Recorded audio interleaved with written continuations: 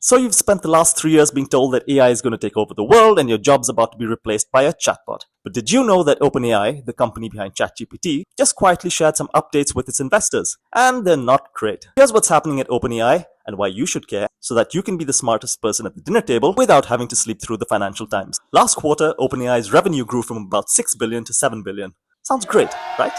Except they lost 12 billion in the same 3 months. So for every extra dollar that they brought in, they lost about 3 more. Normally, when a business gets bigger, it should be closer to making money. OpenAI appears to have missed the particular memo. Here's one possible reason why. They've had to cut prices roughly in half in just 3 months. Why? Because cheaper competitors, including some from China, have gotten good enough that OpenAI has had to slash its own prices to keep customers. Who saw that coming? And then there's the other problem. AI is expensive. Every time you ask ChatGPT a question, it uses expensive computers to generate the answer. With good old-fashioned software, once you've built it, letting one more person use it costs almost nothing. AI doesn't quite work like that.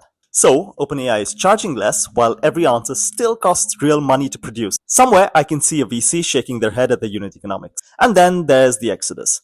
12 senior executives have left OpenAI this year, including the person running daily operations, the head of its consumer app, and its chief revenue officer, who left after just 9 months with a potentially huge payday ahead of her with an IPO around the corner.